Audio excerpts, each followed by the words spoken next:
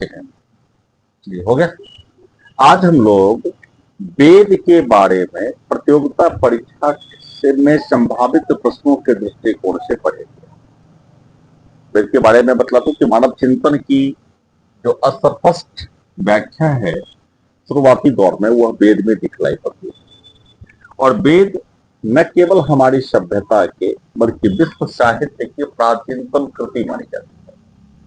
प्राचीनतम कृति है यह। इससे पहले के कुछ लिखित समय कालखंड में मिलते हैं। लिपि के संदर्भ में सुमेरियन लिपि को लोग सबसे पहले लिपि मानते हैं, लेकिन जो प्रारंभिक पुस्तक पूरे विश्व सभ्यता में आई उसमें अनिवार्य रूप से वेद का नाम लिया जाता है और लिया जाना चाहिए। वेद की संख्या 4 होती है। वेद की संख्या 4 होती है, जिसमें कि ऋग्वेद, सामवेद, ऋग्वेद, सामवेद, यजुर्वेद एवं अथर्ववेद प्रसिद्ध, यजुर्वेद एवं अथर्ववेद है। इसमें आप लोगों को ध्यान रखना है कि अथर्ववेद के विषय वस्तु के आधार पर कुछ चिंतकों ने अनार्यों का वेद कहा है।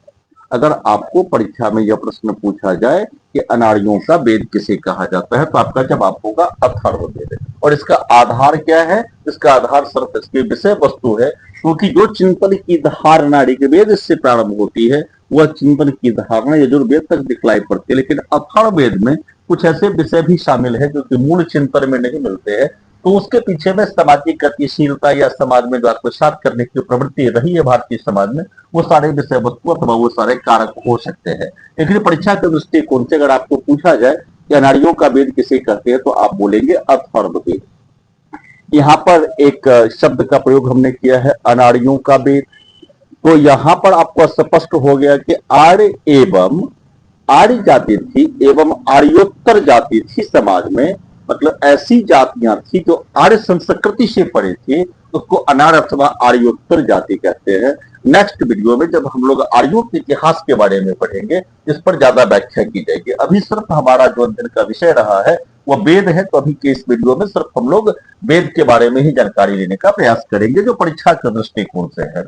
वेद को धार्मिक दृष्टिकोण से अत्यंत ही श्रद्धेय माना जाता है, अत्यंत ही पूजनीय माना जाता है, और इसे ईश्वर की कृति भी मानी जाती है। ईश्वर के लोग इसको अपौर से भी कहते हैं। अपौर से क्यों कहते हैं उसकी व्याख्या भी लोग बाद में करेंगे। पहले वेद के बारे में कुछ प्रारंभिक तथ्यों को हम देख लें, वो अनिवार्य रूप से आप लोगों के परीक्षा के दृष्टिकोण से महत्वपूर्ण है।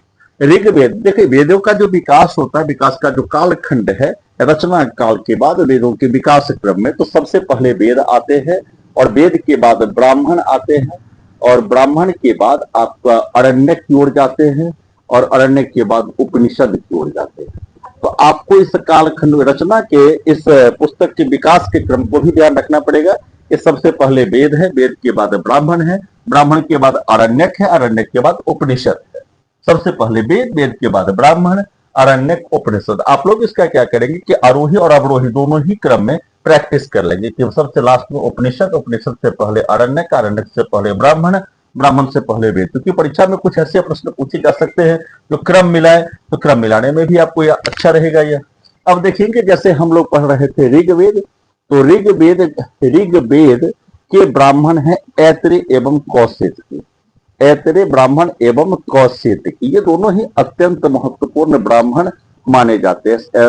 ऐत्र एवं कौशिक, ये दो प्रकार के ब्राह्मण हैं, ऐत्र एवं कौशिक। ऐत्र एवं कौशिक की ये ऋग्वेद के दो ब्राह्मण माने जाते हैं। अब हम लोग ऋग्वेद के बारे में थोड़ा सा और पढ़ ले कि ऋग्वेद क्या है। ऋग्वेद का जो मूल शब्द है ऋग्वेद का, वह मूल शब्द है ऋक अथवा ऋक। ऋक का अभिप्राय नैतिक नियमों से प्रारंभिक दृष्टिकोण से था। देखिए, वेद की रचना पहले श्रुति के तौर पर हुई। विभिन्न प्रकार के दृष्टाओं ने, विभिन्न प्रकार के ऋषियों ने वेदों की रचना की। विभिन्न, उनकी संख्या एक नहीं थी, एक से अधिक थी। तो उस समय के क्रम में जब आप मानवीय सभ्यता में भाषा अथवा लिपि के विकास की कहानी को पढ़ेंगे, तो आप देखेंगे कि पहले हमारे पास कोई भाषा व्याकरणिष्ठ अथवा कोई भाषा ऐसी नहीं थी जिसमें कि क्रमबद्धता का अभाव हो, केवल ध्वनि थी। मानव के सभ्यता के विकास के क्रम में जब ध्वनि में एक नियमित अंतराल आया, हजार वर्षों, लाखों वर्षों के बाद, तो भाषाएं बनने लगी। और जब भाषाएं बनने लगी, उसके हजारों वर्षों के बाद लिपियां विकसित हुई। सबसे पहले हमारे पास जैसे ध्वनि थी, जब आप वैज्ञानिक दृष्टिकोण से मानव के उदय, मानव के विकास को देखेंगे तो सबसे पहले आप देखेंगे कि हमारे पास सबसे पहले ध्वनि थी। ध्वनि ध्वनि के बाद भाषा विकसित हुई और भाषा के बाद लिपि विकसित हुई और लिपि के बाद हमारे पास रचना जो अन्य पुस्तक के तौर पर उपलब्ध है तो उसको देखा जाता है। अब लिपि में आपके पास कुछ प्राचीन अभिलेख भी मिलेंगे और लिपि में लोग सुमेरियन लिपि को सबसे पहले की लिपि मानते हैं। तो ऋग्वेद में जब रचना हो गई थी भाषा के क्रम में, उसके बाद हजारों वर्षों के अंतराल तक यह सिर्फ श्रुति थी। इस हजारों वर्षों में समाज में होने वाले परिवर्तन, भौगोलिक जो उसके वर्णन थे, आप हजारों वर्षों के अंतराल को श्रुति के रूप में देख पाएंगे और आपको आश्चर्य लगेगा यह जानकर कि उस हजारों वर्षों का इतिहास हमारे वेदों में किसी न किसी प्रकार से प्रत्यक्ष अथवा अप्रत्यक्ष तरीके से सन्निहित है। अब ऋग्वेद का सबसे पहला ऋग शब्द है, जिस ऋग शब्द का उद्देश्य, ऋग शब्द का सामान्य अर्थ आप लोग ले सकते हैं नैतिक नियम से अथवा प्राकृतिक नियम से। नैतिक नियम, आदर्श के नियम, प्राकृतिक नियम। यहाँ पर आप लोगों को पहला अभिप्राय प्राकृतिक नियम से ले, क्योंकि चिंतन के क्रम में मानव सभ्यता जब विकसित हुई तो प्रकृति की शक्तियों की पूजा प्रारंभ की गई। प्राकृतिक की शक्तियां जैसे वर्षा की शक्तियां थी, वर्षा तो तापमान, वर्षा तापमान, अगर आपसे आज भी पूछेंगे तो आप बोलेंगे वर्षा है, तापमान है, इत्यादि के जो फैक्टर्स, इत्यादि जो कारण है। तो आप देखेंगे ऋग्वेद में विभिन्न प्रकार के देवी देवता प्राकृतिक शक्तियों से, प्राकृतिक शक्तियों के रूप में रहे हैं। इसलिए ऋग शब्द का पहला अर्थ आप लोग प्राकृतिक नियम लेंगे और उसके बाद का अर्थ, जब समाज में गतिशीलता बढ़ी, समाज में जटिलताएं बढ़ी, तो नैतिक नियम अथवा आदर्श नियम अथवा मर्यादा के नियम ले सकते हैं।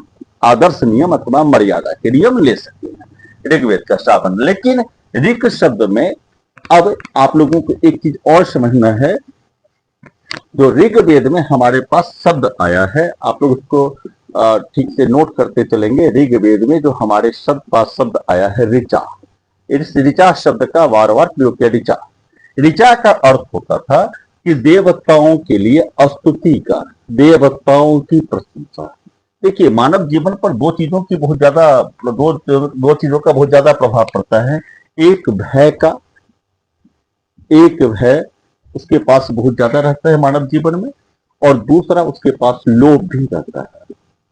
लोभ के रूप में वह कामना करता है और भय के रूप में भी वह कामना करता है कि वह बचे, कामना करता है कि वह बचे, मतलब वह शक्तियां प्रभावी न हो और अपने पर, अपने शत्रुओं पर वह विजय प्राप्त करे। तो आप इसी मनोवैज्ञानिक धारणा को देखेंगे कि ऋग्वेद में अधिकांश जगह अपने अपने अभिष्ट देवताओं से यह कामना की गई है कि वह शत्रुओं का संहार करे और जो हमारे ऋग्वेदिक समाज के लोग थे उनके जीवन में अनुकूल वातावरण तैयार करे, मतलब उनकी इच्छाओं की पूर्ति करे। तो ऋग्वेद में जो ऋचा आया है वो वस्तुतः देवताओं के लिए स्तुति ज्ञान है, स्तुति है, देवताओं की स्तुति जिसको बोलेंगे, देवताओं की स्तुतियां है। ऋचा का शाब्दिक अभिप्राय समझिए। अब जैसा कि हमने पहले बता दिया कि ऋग्वेद के दो ब्राह्मण हैं, ऐतरेय कौशिक की। तो ऋग्वेद की शाखाएं भी है। ऋग्वेद की 5 शाखाएं हैं, जिसमें आप लोग देखेंगे साकल शाखा सबसे पहले, उसके बाद वास्कल शाखा, कहीं कहीं इसका नाम वास्कल भी मिलता है, लेकिन आप लोग इसको वास्कल शब्द से समझेंगे। साकल शाखा, वास्कल शाखा, उसके बाद अश्वालायन शाखा, उसके बाद आती है उसके बाद आपके पास सांख्यायन शाखा है, सांख्यायन शाखा, उसके बाद मांडुकायन शाखा, आपके पास मांडुकायन शाखा, मांडुकायन शाखा। अब यहाँ पर ध्यान रखेंगे आप कि ऋग्वेद में, ऋग्वेद की 5 शाखाएं हैं, साकल, वास्कल, अश्वालायन, सांख्यायन एवं मांडुकायन। ये शाखा ऋग्वेद के हैं। साकल शाखा आप लोग बोलेंगे, साकल शाखा, वास्कल शाखा, अश्वालायन शाखा, सांख्यायन शाखा एवं मांडुकायन शाखा। इन सभी शाखाओं में हमारे पास साकल और सांख्यायन शाखा की प्राप्ति अनिवार्य और संदिग्ध रूप से है। बाकी शाखाओं के सूत्रों का प्रयोग विभिन्न परवर्ती ग्रंथों में, इनके ऋचाओं का प्रयोग विभिन्न परवर्ती ग्रंथों में हुआ है। इसी आधार पर हम लोग अन्य शाखाओं के बारे में भी निष्कर्ष निकालते। तो साकल शाखा, आपने देखा कि साकल शाखा और सांख्यायन शाखा हमारे पास में प्राप्त है। अब नए नए अनुसंधान हो रहे हैं, युवाओं में उत्साह बढ़ता जा रहा है। आशा करते हैं कि भविष्य में अन्य शाखाएं भी हमें प्राप्त हों। अब यहाँ पर देखना है कि साकल शाखा पर सबसे पहला जो प्रमाणिक जो हमारे पास में प्रमाणिकता के साथ उपलब्ध होता है वो मैक्स मूलर की मैक्स मूलर साकल शाखा पर सबसे पहले लिखते हैं मैक्स मूलर पर। और ऋग्वेद के संदर्भ में सबसे पहले जो टिप्पणी ऋग्वेद पर आती है वह सायन की टिप्पणी प्राप्त होती है, सायन की टिप्पणी। तो आप लोग इसको भी ध्यान रखेंगे कि ऋग्वेद पर सबसे पहली जो प्रमाणिक टिप्पणी है वो सायन की टिप्पणी। और ऋग्वेद की साकल शाखा की प्राप्ति हमारे पास मैक्स मूलर महोदय के प्रश्नों से होता है। तो सायन की टिप्पणी भी आपको याद हो गया। अब आपने समझा कि साकल शाखा और सांख्यायन शाखा हमारे पास से प्राप्त है। अब मैं थोड़ा सा आपको और बताऊं कि शाखल और भास्कर आश्वालन सांख्यायन और मांडुकायन शाखा के बाद एक हमारे महत्वपूर्ण हमारे व्याकरण थे, एक हमारे महत्वपूर्ण चिंतक थे जिनका नाम आप लोगों ने सुना होगा, पाणिनि। और पतंजलि का भी नाम आप लोगों ने सुना होगा। पाणिनि ने अष्टाध्यायी की रचना की थी, और पतंजलि ने महाभाष्य की रचना की थी। तो पाणिनि ने ऋग्वेद की 21 शाखाओं का उल्लेख किया है। ऋग्वेद की 21 शाखाओं का उल्लेख पाणिनि ने किया है। यह ध्यान रखना है आप लोगों को। अगर हम परीक्षा में कहीं से प्रश्न पूछा जाए कि पाणिनि के अनुसार ऋग्वेद की कितनी शाखाएं हैं, तो आप बोलेंगे वहां पर 21। प्रचलित रूप से अगर आपसे पूछा जाए तो ऋग्वेद की 5 शाखाएं आपके पास में याद रहना चाहिए कि ऋग्वेद की 5 शाखाएं। ऋग्वेद की आपने देखा कि 2 ब्राह्मण भी हैं और ऋग्वेद की 5 शाखाएं प्रमाणित रूप से है, लेकिन पाणिनि ने ऋग्वेद की 21 शाखाओं का उल्लेख किया है जो हमारे पास वर्तमान में प्राप्त भी नहीं है। अब आपको यहाँ पर ध्यान रखना है कि ऋग्वेद में जैसे हम बढ़ते हैं आगे, तो ऋग्वेद में आप कुछ ऋग्वेद अब यहाँ पर हम ऋग्वेद की ओर बढ़ रहे हैं। ऋग्वेद, जैसा कि आपने देखा कि जब हमारे पास ध्वनि थी तो हमारे पास नियमितता का अभाव मानव सभ्यता के क्रम में, उसके बाद भाषा विकसित हुई, तो भाषा के बाद लिपियां विकसित हुई, और लिपि के बाद अन्य पुस्तक या अन्य प्रमाण आने लगे। तो यहाँ पर लिपि शब्द आने से पहले हम लोगों को समझना पड़ेगा वर्ण। जो लिपियां जब बनी तो उसके निश्चित रूप से वर्ण बने, और वर्णों के योग से शब्द बने, और शब्दों के योग से ऋग्वैदिक दृष्टिकोण से ऋचाएं बनी। ऋग्वैदिक दृष्टिकोण से पहले, वैसे आप भाषा या साहित्य के दृष्टिकोण से भी देखेंगे तो सबसे पहले वर्ण है, वर्णों से शब्द का निर्माण होता है, और शब्दों से ऋग्वैदिक दृष्टिकोण से ऋचाएं बनी। और ऋचाओं के समूह सूक्त कहे गए, सूक्तों के समूह अनुवाक कहे गए, और अनुवाक के समूह मंडल कहे गए। अब आपको समझना है कि ऋग्वेद में एक परीक्षा के दृष्टिकोण से सबसे पहले वर्ण है, वर्ण के बाद हमारे पास शब्द हैं, और शब्द के बाद हमारे पास ऋचाएं हैं, ऋचाएं के बाद हमारे पास सूक्त हैं, और सूक्त के बाद अनुवाक है, और अनुवाक के बाद मंडल है, अनुवाक के बाद मंडल है। यह बढ़ते क्रम में अथवा आरोही क्रम में है। और अगर अवरोही क्रम में पूछा जाए, सबसे पहले मंडल, उसके बाद अनुवाक, उसके बाद सूक्त, उसके बाद ऋचाएं, उसके बाद शब्द, उसके बाद वर्ण है। आरोही अवरोही दोनों ही क्रम आपके पास में स्पष्ट है। अब यहां पर देखेंगे ऋग्वेद में मंडलों की संख्या 10 है। ऋग्वेद में मंडलों की संख्या 10 है। ऋग्वेद में अनुवाक की संख्या 85 है।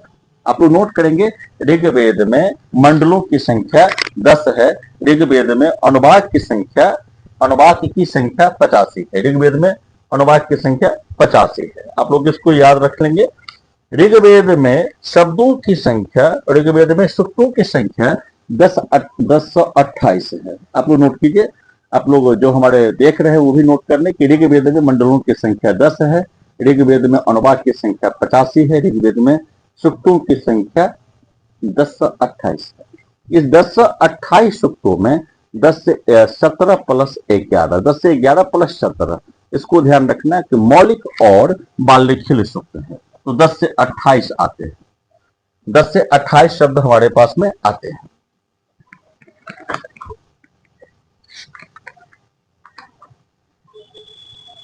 नोट कर लिया आप लोगों ने।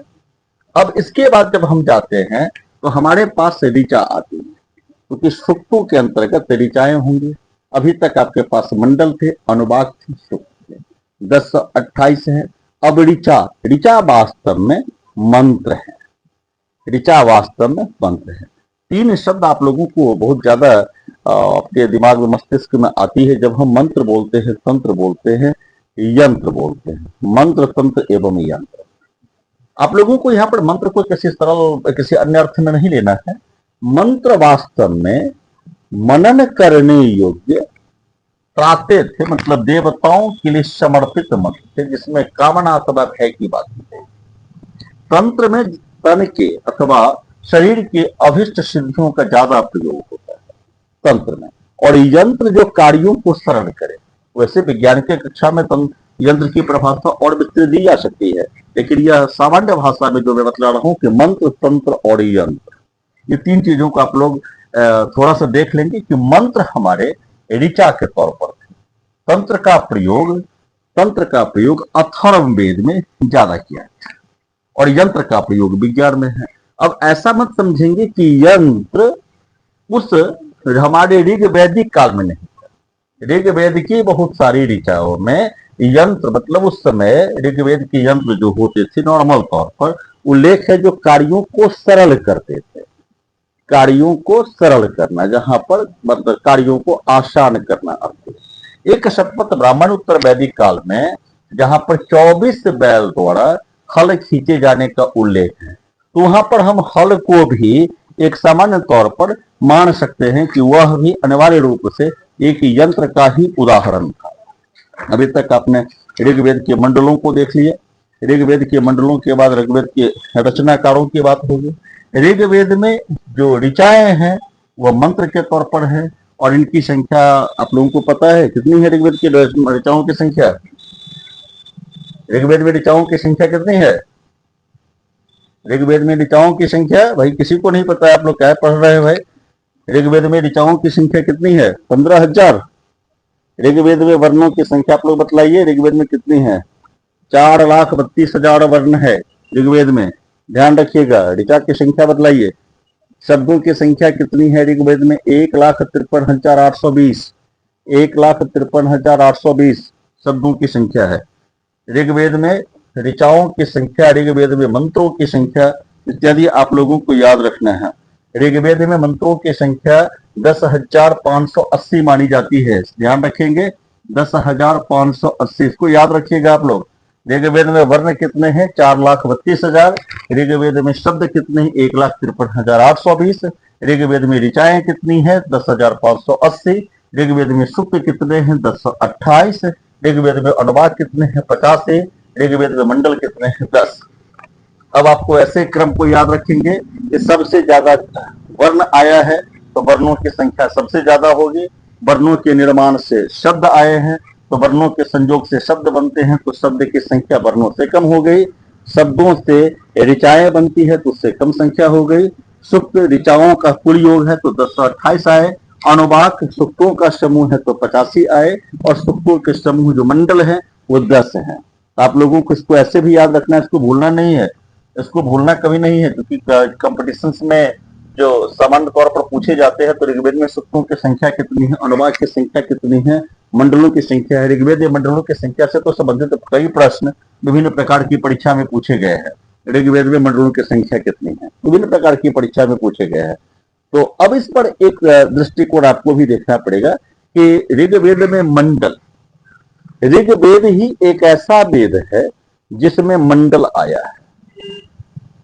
जब हम अथर्ववेद की ओर जाते हैं तो अथर्ववेद में कांड है, ऋग्वेद में मंडल है, अथर्ववेद में कांड है।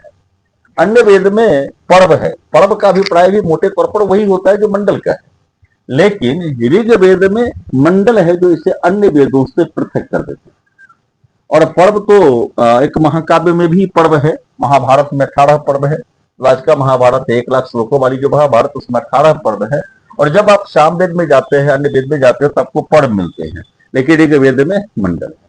अब आपको यहाँ पर आपने नोट कर लिया इसको, जो वर्ण की संख्या कितनी है। और इस वर्ण का मतलब ऐसा मत समझ लेंगे कि उस समय वर्णमाला में 4,32,000 वर्ण थे। आप ये समझेंगे जो वर्णमाला के कुछ शब्द नियमित थे, जो वर्ण थे नियमित थे, उनकी कुल पुनरावृत्ति का योग 4,32,000 है।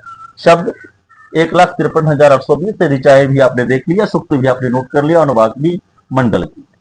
अब देखेंगे ऋग्वेद के 10 मंडल, जैसा कि आप लोगों ने पढ़ा। ऋग्वेद के हमारे पास 10 मंडल आ गए। ऋग्वेद के 10 मंडल, पहला, दूसरा, तीसरा, चौथा, पांचवा, छठा, सातवां, आठवां, नौवां और 10वां, ये ऋग्वेद के 10 मंडल। ऋग्वेद के पहले प्लस 10 में इस मंडल को परवर्ती काल की रचना मानी जाती है। मतलब यह माना जाता है कि ऋग्वेद में जब इसका श्रुति से रचना क्रम हो रहा था, लिपिबद्ध हो रहा था, इसको सबसे अंत में लिखा गया, पहले और 10वें मंडल। दूसरे, तीसरे, चौथे, पांचवें, छठे, सातवें, आठवें, नौवें, इस मंडल को पहले प्राक रचना मानी जाती है, पूर्वकालीन रचना मानी जाती है, पूर्वकालीन रचना मानी जाती है। इन सभी मंडलों में 9वां मंडल ऐसा है, 9th, जो एक विशेष पेय पदार्थ सोम को समर्पित है, इसलिए इसे सोम मंडल, सोम एक विशिष्ट उत्तेजक सोम पदार्थ था, जिसकी चर्चा जिसकी चर्चा ऋग्वेद में बार बार की गई है। तो यह सोमदेव, सोम पे के लिए समर्पित मंडल था, 9वां मंडल। यह भी आपको ध्यान रखना है। यह सोम इतने प्रसिद्ध रहे कि ऋग्वेद का सबसे प्रसिद्ध देवता इंद्र सोम पीने में, सोम पिलाने में, दोनों में ही महारत हासिल की। ऋग्वेद के दृष्टिकोण से अत्यंत श्रद्धा के साथ बोल रहा हूं। तो ये सोम एक पेय था। इस सोम पेय के लिए समर्पित जो मंडल है वो 9th मंडल है, 9वां मंडल है, इसलिए इसको पवमान मंडल भी कहा जाता है। यह आपको ध्यान रखना, पवमान मंडल भी कहा जाता है। अगर आपको इस तरह से कोई पेय मंडल भी पूछा जाए तो आपको याद रहेगा कि 9वां मंडल हमको बोलना है। 9वें मंडल में सोम का चर्चा की गई है, सोमदेव की चर्चा की गई है। सोम एक पेय पदार्थ था, एक विभिन्न प्रकार की औषधियों से या कुछ निश्चित औषधियों से मिलाकर बनाया जाता था। वैसे सोम कैसे बनाया जाता था इसकी विधि ऋग्वेद में बहुत ज्यादा वर्णित नहीं है, और इतिहासकारों के लिए आज तक या बायोलॉजिकल जो अध्ययन करते हैं उनके लिए भी पता नहीं है कि वो सोम रस का निर्माण कैसे होता था। हो सकता है भविष्य में जानकारी लोगों को मिले, क्योंकि हम लोगों को आशान्वित रहना चाहिए। ऋग्वेद पर अनुसंधान किए जाएंगे, विभिन्न जगहों पर ऐसे हो सकते हैं। तो 9वां मंडल हमारे लिए इस सोमदेव को समर्पित मंडल है, यह ध्यान रखना है। अब ऋग्वेद के अभी तक आपने देखा जो पहले और 10वें मंडल बाद की रचना है। 9वां मंडल जो समर्पित था वह सोमदेव के लिए। ऋग्वेद के विभिन्न मंडलों के रचनाकार भिन्न भिन्न लोग रहे, भिन्न भिन्न ऋषि रहे। उन ऋषियों को वहां पर दृष्टा कहा गया। देखिए, दो शब्दों को आप लोगों को समझना पड़ेगा, दृष्टा, और इनको रचनाकार को अपौरुषे भी कहेगा, अपौरुषे भी कहा गया। इन्हें भगवान की कृति भी ऋग्वेद को मानी जाती है। धार्मिक दृष्टिकोण से ऐसा माना जाता था क्योंकि ऋग्वेद ब्रह्मा से या किसी ऐसे सनातन पुरुष से या किसी भी ऐसे विशिष्ट सत्ता से धरती पर आया और जिसको इन लोगों ने देखा। हम इसको ऐसे समझ सकते हैं कि ज्ञान प्राप्ति के दो ही आधार होते हैं, एक अनुभव जन्य ज्ञान होता है और दूसरा बौद्धिक क्षमता पर ज्ञान प्राप्त होता है। वेस्टर्न में जब आप पढ़ेंगे, दर्शन का कक्षा में जाएंगे, तो ये अनुभविक और बौद्धिक बहुत बड़े बड़े संप्रदाय है। खासकर पाश्चात्य दर्शन में तो बहुत बड़े संप्रदाय रहे हैं। फिलोसफी की कक्षा में सारे विषयों पर चर्चा की जाएगी। वर्तमान में मैं आपको ये बता दूं कि इनको दृष्टा इसलिए कहा जाता था कि उन्होंने प्रकृति के साक्षात शक्तियों का एक अनुभव किया था और उस अनुभव जन्य ऋचाओं की रचना की थी, इसलिए इन्हें दृष्टा कहा जाता है। अपौरुषे के दो अर्थ लगाए जा सकते हैं। सबसे पहले किसी पुरुष की रचना नहीं तो सामान्य अर्थ पर भगवान की रचना धार्मिक दृष्टिकोण से मानी जा सकती है। दार्शनिक दृष्टिकोण से जब अपौरुषे की हम व्याख्या करते हैं तो पौरुष के चार लक्षण माने जाते हैं: धर्म, अर्थ, काम और मोक्ष। धर्म, अर्थ, काम और मोक्ष। पुरुषार्थ की ये चार कोटियां ऋग्वेद में वर्णित नहीं थी, तो हम ऐसा मान सकते थे कि इन चार कोटियों से परे जो हमारे चिंतक थे उनके लिए अपौरुषे शब्द का प्रयोग किया गया। धार्मिक दृष्टिकोण से अपौरुषे का अभिप्राय आप लगा सकते हैं, लेकिन इतिहास और अनिवार्य रूप से प्रतियोगिता के दृष्टिकोण से आपको यह भी याद रखना पड़ेगा कि पुरुषार्थ की चार कोटियां थी: धर्म, अर्थ, काम और मोक्ष। इन चार कोटियों से परे थे, इन चार कोटियों के प्रवर्तक थे, इसलिए इन्हें अपौरुषे कहा। अब ऋग्वेद के विभिन्न मंडलों की रचना भिन्न भिन्न ऋषियों ने की थी। इन ऋषियों के नाम गृत्समद, विश्वामित्र इत्यादि थे। अब इन ऋषियों का नाम अगर आपको याद करना है तो आपको मैं छोटा सा एक प्रयास करके बतला दूं, उसको आप कैसे याद कर सकते हैं। आप उसको ऐसे याद करेंगे: गिरि विश्व, गिरि विश्व, वामात्री, वामात्री याद करेंगे। उसके बाद याद करेंगे भाव भोग, इसको आप याद कर लीजिए। गिरि विश्व, वामात्री, भाव भक्त, आप इसको याद कर लीजिए। और इसको जो पढ़ेंगे आप तो भाव भक्त संस्कृत के स्टाइल में पढ़िएगा, संस्कृत के तरीके से। तो गिरि विश्व, वामात्री, भाव भक्त, इसको आप ऐसे पढ़िएगा। भाव भक्त आप ऐसे पढ़िएगा: गिरि विश्व, वामात्री, भाव और भक्त। आप यहां पर देखेंगे तो यहां पर सबसे पहला जो शब्द हमने लिखा है, आपने देखा है गिरि, इससे आप लिखिए गृत्समद। ये यहां पर दूसरे मंडल के रचनाकार हैं। आप विश्व से लिखिए विश्वामित्र, ये यहाँ तीसरे मंडल के रचनाकार हैं। विश्वामित्र और उनके वंशज, पहला गृत्समद और उनके वंशज दूसरे मंडल के रचनाकार हैं।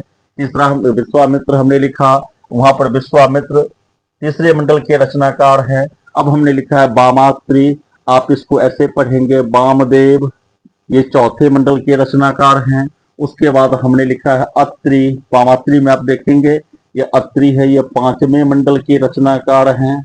अब उसके बाद हमने लिखा है भाव और भक्त, तो भाव से आप पकड़िए भारद्वाज, भारद्वाज ये हमारे पास छठे मंडल के रचनाकार हो गए। अब उसके बाद हमारे पास वह है, वह से आप पकड़ेंगे वशिष्ठ, ये हमारे पास सातवें मंडल के रचनाकार हो गए। उसके बाद हमारे पास भक है, तो भाव से आप पकड़ेंगे भृगु ऋषि, क से पकड़ेंगे कण्व ऋषि और अ से पकड़ेंगे, क्योंकि अपूरा है तो आप इससे पकड़ेंगे अंगिरा ऋषि। तो ये आठवें मंडल के रचनाकार हैं। नौवां मंडल जैसे मैंने आप लोगों को बतला दिया सोमदेव को समर्पित है। और 10वें मंडल और पहले मंडल की रचना विभिन्न ऋषियों ने, एक से अधिक ऋषियों ने की है। तो आप लोगों को याद करने में बहुत ही आसान रहेगा। गिरि विश्व, वामात्री, भाव भक्त, आप लोग ऐसे इसको याद कर सकते हैं, गिरि विश्व, वामात्री, भाव भक्त। इस गिरि विश्व, वामात्री, भाव भक्त से आपको दूसरे से लेकर के 8वें तक के मंडल अस्पष्ट रूप से याद हो सकते, आसानी से याद हो सकते, कोई बहुत बड़ी चीज नहीं है। आप लोग नोट कर लीजिए, नोट कर लीजिए, गिरि विश्व, वामात्री, भाव और भक्त, आप उसको याद रखेंगे, गिरि विश्व, वामात्री, भाव भक्त। और ये सिर्फ याद करने के दृष्टिकोण से आपको बनाया गया है, इसके पीछे में किसी भी प्रकार की अन्य कोई धारणा नहीं है। गिरि से आप नोट करेंगे गृत्समद, विश्व से आप नोट करेंगे विश्वामित्र, वामात्री दो शब्दों के योग से बना है, वामात्री, वाम प्लस आत्री, वाम से आप नोट करेंगे वामदेव, अत्रि से आप नोट करेंगे 5वें मंडल, भाव, भाव से आप नोट करेंगे भारद्वाज, भारद्वाज का नाम भरद्वाज के रूप में भी आता है। और वह से आप नोट करेंगे वशिष्ठ, वशिष्ठ आप नोट करेंगे 7वां वशिष्ठ। और उसके बाद भृगु, कर्म एवं अंगिरा 8वें मंडल के रचनाकार है। आप लोगों ने नोट कर लिया, आप लोगों ने नोट कर लिया, अच्छा ठीक है। तो अभी आपके पास अब याद करने में बहुत आसानी रहेगी, गिरि विश्व, वामात्री, भाव भक्त, गिरि विश्व, वामात्री, भाव भक्त। अभी तक आप लोगों ने एक चीज देखा है कि अब अत्रि नाम समझ कर ये मत समझेंगे कि अत्रि कोई ऋषि का थे, अत्रि एक ऋषि थे। अत्रि ऋषि। अब आप लोगों के पास में पता चलेगा कि ऋग्वेद में जो दृष्टा रहे अथवा रचनाकार रहे हैं वो पुरुष तो थे ही, साथ ही साथ महिलाएं भी थी। ऋग्वेदिक रचनाकार जो ऋषि थे, जो कि ऋषि के स्त्रीलिंग ऋषिका होती है, तो ऋषिका शब्द प्रयोग करना बार बार अच्छा रहेगा, आप लोगों की हिंदी स्टडी में भी हो जाएगी ऋषिका। तो केवल रचनाकार पुरुष ही नहीं थे, महिलाएं भी, पुरुष ही नहीं थे, महिलाएं भी थे। रचनाकार, इसको हम ऐसे लिखते हैं रचनाकार, तो पुरुष और महिला दोनों ही थे। तो पुरुष रचनाकारों का नाम आपने देख लिया। अब आपके पास महिला रचनाकार को भी देखना है। तो महिला जो रचनाकार थे, देखिए इससे पहले तो यह साबित होता है कि ऋग्वेद में जब श्रुति से लेकर लिपिबद्ध इसको किया गया था, तो पुरुष एवं महिलाओं की स्थिति लगभग में समाज में बराबर थी। महिलाओं की स्थिति किसी भी प्रकार से पुरुषों से कमजोर न थी। यद्यपि ऋग्वेद की कुछ ऋचाओं में पुत्र होने की कामना की गई है, लेकिन पुत्री के लिए उचित शब्दों का प्रयोग किया गया है। और ऋग्वेदिक समाज उदार था। शायद हिंदू धर्म दर्शन पर विभिन्न प्रकार के पटाक्षेप पालतू के द्वारा किए जा सकते हैं, लेकिन उस ऋग्वेद के जमाने में कम से कम पुरुष एवं महिलाएं कंधे से कंधे मिलाकर समाज में योगदान दे रहे थे। तो महिला जो ऋषिका रही है उसमें लोपामुद्रा, घोषा इत्यादि प्रसिद्ध है। लोपामुद्रा, घोषा। अभी कोई क्वेश्चन करेगा कि भाई कैसे सारे ऋषिकाओं का नाम हम याद करें, तो इसके लिए भी छोटा सा, जैसे कि आप लोगों ने पुरुष के रूप में पढ़ा था, जो इसको हमने पुरुष के तौर पर क्या पढ़ा था आपको याद होगा, गिरि, विश्व, वामात्री, भाव और भाग आपने पढ़ा था। अब लोपामुद्रा, घोषा जैसे महान कृतियों का जो नाम, जो ऋषिका थी, उनका अगर आपको नाम याद रखना है तो छोटे से एक कहावत के तौर पर याद कर ले, लोपामुद्रा, लोपा घोषा आई। आप इसको ऐसे याद कर ले, लोपा घोषा आई। आप इसको याद कर लेंगे, लोपा घोषा आई। उसके बाद बाक के लिए सांप के सामने सावित्री ने सूर्य की पूजा की। सावित्री ने सूर्य की पूजा की। आप इसको ऐसा याद करें कि लोपा घोषा आई, बाघ के लिए सांप के सामने सावित्री ने सूर्य की पूजा की। सावित्री ने सची यमी व्यवस्वती देखती रही। सची यमी व्यवस्वती देखती रही। यहां पर पहले लाइन में हमने लिखा है, अभी पूरा नहीं हुआ है और भी कुछ है, लेकिन पहले लाइन से समझिए। पहले में हमने लिखा लोपा घोषा आई, तो आप यहां से निष्कर्ष निकाल लेंगे, जो पहली जो हमको ऋषिका मिलती है वो लोपा मुद्रा मिलती है। दूसरी जो आपके पास में है ऋषिका वो घोषा है। तो लोपा घोषा आई से आप इंद्राणी जोड़ सकते हैं, आई से इंद्राणी, तो लोपा घोषा आई सामान्य तौर पर। अब देखेंगे बाघ के लिए सांप के सामने सावित्री ने सूर्य की पूजा की, तो यहां पर बाघ से आप निकाल लेंगे बाकांभृणी। बाघ से आप निकाल लेंगे बाकांभृणी। सांप से आप निकाल लेंगे सार्पराज्ञी। सांप के सामने सावित्री ने सूर्य की पूजा की, सावित्री से आप निकाल लेंगे सावित्री खुद ही, और सूर्य जो आपने देखा वहां से निकाल लेंगे सूर्या। सूर्य से निकाल लेंगे आप सूर्या। नोट कर लीजिए नाम सबका, तुमसे नोट कर लीजिए। नोट कर लिया आप लोगों ने? तो अभी तक हम इसको याद करवाने के लिए प्रयास कर रहे हैं कि आप लोग कैसे इसको याद कर लेंगे, फिर एक बार हम बतला देते हैं। अब इसको ऊपर से हम आगे बढ़ते हैं। इसको आप लोगों को पुरुष रचनाकारों का नाम याद रहा, गिरि, विश्व, वामत्री, भावभक, आप लोगों को याद रहेगा। अब महिला का नाम हम लोग कैसे चिंतक में याद कर लेंगे उसको भी देख लीजिए। पहला लाइन आपके पास में क्या था, लोपा घोषा आई। लोपा घोषा आई से आपने क्या देखा, लोपा मुद्रा और घोषा, और आई से हमने क्या निकाल दिया, इंद्राणी। बाघ के लिए, बाघ से हमने क्या निकाला, बाक्रम्भिनी, बाक आभ्रणी। उसके बाद इसको कहीं थी किताब में बागम्भृणी मिल जाए तो बाक प्लस असंधि के रूल से हिसाब से बागम्भृणी हो जाएगा, तो आप इसको अलग अलग भी देखेंगे। बाक आभ्रणी, बाक के लिए सांप के सामने, तो सांप से आप देखेंगे सार्पणागी, सांप के सामने सावित्री ने, तो सावित्री खुद एक सावित्री रही है। सूर्य की पूजा की, तो सूर्य से आप निकाल देंगे सूर्य। सची यमी व्यवस्थिति देखती रही, तो तीसरा आपके पास लाइन से निकल रहा है सची यमी और बेवस्वती।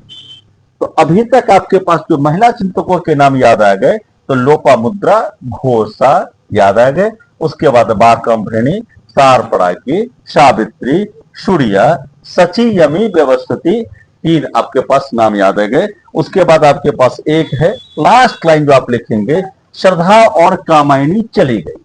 ये चार लाइन है, श्रद्धा और कामायनी चली गई। तो आप इसको ऐसे याद कर लेंगे कि सबसे पहले लोपा घोषा आई, लोपा घोषा आई, पहला लाइन लोपा घोषा आई। दूसरा लाइन आपके पास में आ जाएगा बाक के लिए सांप के सामने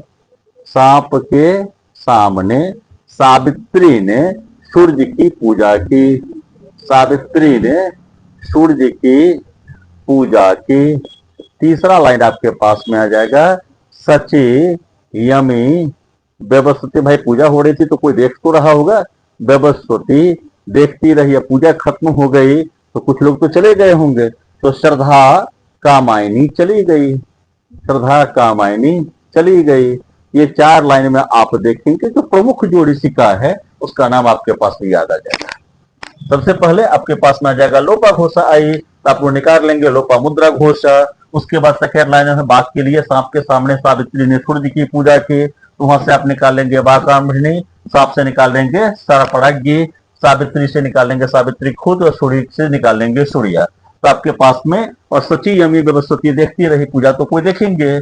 उसके बाद जब पूजा खत्म हो जाएगी तो लोग चले जाएंगे, तो श्रद्धा कामायनी चली गई, तो श्रद्धा और कामायनी। इस तरह आपके पास में महिलाओं के ऋषिका जो संत थे उस समय जो ऋषिका हमारे दर्शा रहे हैं उसके नाम भी याद आ जाएंगे। और परीक्षा में अक्सर यह प्रश्न पूछा जाता है कि इनमें से किस महिला का उल्लेख ऋग्वेद में है, तो पुरुष और महिला दोनों ही आपको याद रहेंगे। परीक्षा के दृष्टिकोण से आप इस ट्रिक का इस्तेमाल कर सकते हैं याद करने के लिए। अब हम मंडल की जटिलता, मंडल की ओर बढ़ेंगे। अब मंडल की ओर जब हम बढ़ते हैं तो जैसा कि हम लोगों ने देखा है कि ऋग्वेद में 10 मंडल है। ऋग्वेद में कितने मंडल है? ऋग्वेद में 10 मंडल है। अब हम देखेंगे ऋग्वेद में 10 मंडल, एक पहले मंडल और 10वें मंडल, पहले और 10वें, इस दोनों मंडल की प्रस्तुति लगभग में समान है और इसमें सूक्तों की संख्या भी समान है, 151। ऋग्वेद का अगर आपसे पूछेंगे सबसे बड़ा सूक्त क्या है तो आपका जवाब होगा पहला और 10वां। पहला और 10वें मंडल में सबसे ज्यादा सूक्त है। और पूछेंगे कि ऋग्वेद का सबसे छोटा मंडल कौन सा है तो आपका जवाब होगा सबसे छोटा मंडल। सबसे छोटा मंडल ऋग्वेद का दूसरा है, दूसरा मंडल है सबसे छोटा मंडल।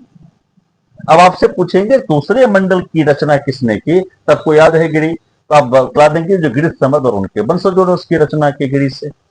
और ऋग्वेद के तीसरे मंडल आपको याद है जो गिरि विश्वा हमने बोला था, तो आप तीसरे मंडल में जब जाएंगे तो तीसरे मंडल में आप देखेंगे तीसरे मंडल की रचना विश्वामित्र की ने की थी, विश्वामित्र एवं उनके वंशजों ने की थी, विश्वामित्र एवं उनके वंशजों ने। तो वर्तमान में भी सबसे ज्यादा जो व्यवहृत होने वाला अत्यंत प्रसिद्ध मंत्र है गायत्री मंत्र, वह ऋग्वेद के तीसरे मंडल से लिया गया है।